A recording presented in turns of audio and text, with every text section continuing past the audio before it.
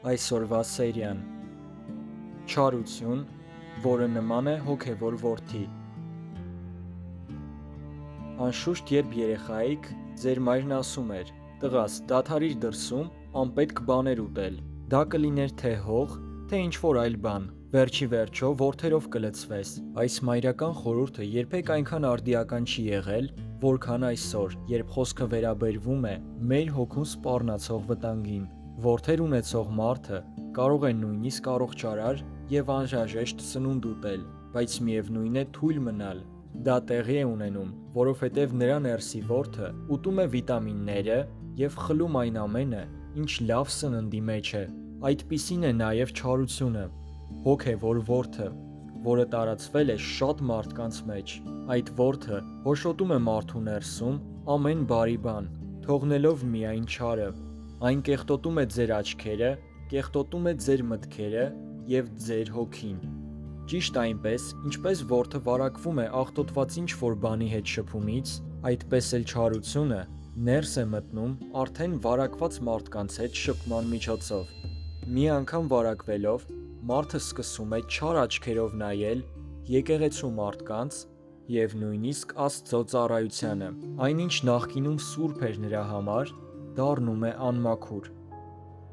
Ամեն բան մաքուր է մաքուրների համար, բայց պիղծերի և անհավատների համար ոչինչ մաքուր չէ, նրանց միտքն ու խիղճը պղծված են։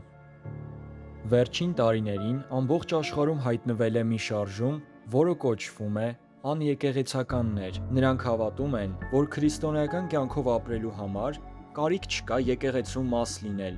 քանի որ պնդում են, թե Սուրբ Հոգու տաճարը հենց մենք ենք, հետևաբար կարիք չկա լինել ֆիզիկական եկեղեցում։ Նաև պատճառաբանում են, թե հիասթափվել են եկեղեցուց, առաջնորդներից և քրիստոնեական միջավայրից։ Սատանայական այս նոր ռազմավարության նպատակն է համոզել, որ նույնիսկ եկեղեցուց հեռու լինելով, դուք կարող եք մոտ լինել Աստծուն։ Բայց իրականում մենք տեսնում ենք ուղղակի վիրավորված, ատելությամբ լցված մարդկանց, ովքեր առանց գիտակցելու ծառայում են չարին, ուրիշ մարդկանց տանելով իրենց ճանապարհով։ Ոմանք լսելով այս ուսուցումները հեռանում են եկեղեցուց և միայն վերջում են հասկանում, որ նրանք ոչ միայն եկեղեցում չեն, այլ նաև Աստծո հետ չեն։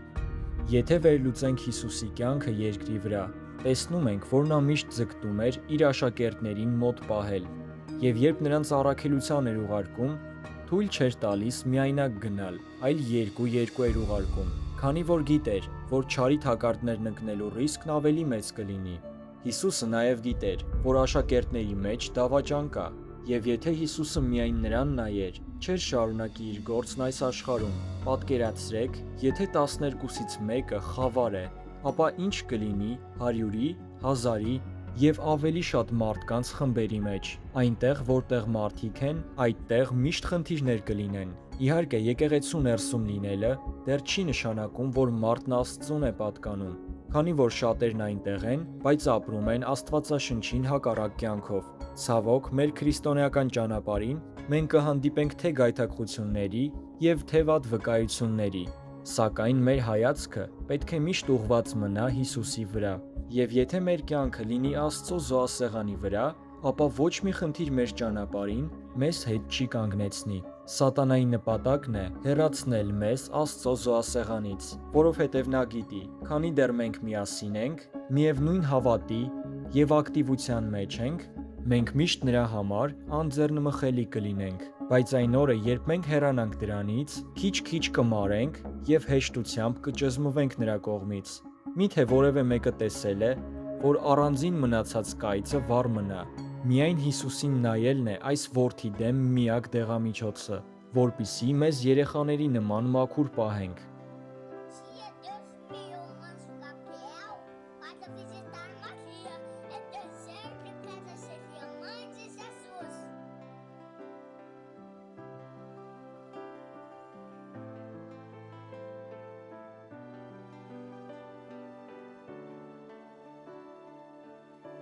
Քո սիրտը մաքրիր չարությունից, ով Երուսաղեմ, որպեսզի փրկվես։ Քո չար խորհուրդները սրտումդ մինչև երբ պիտի մնան։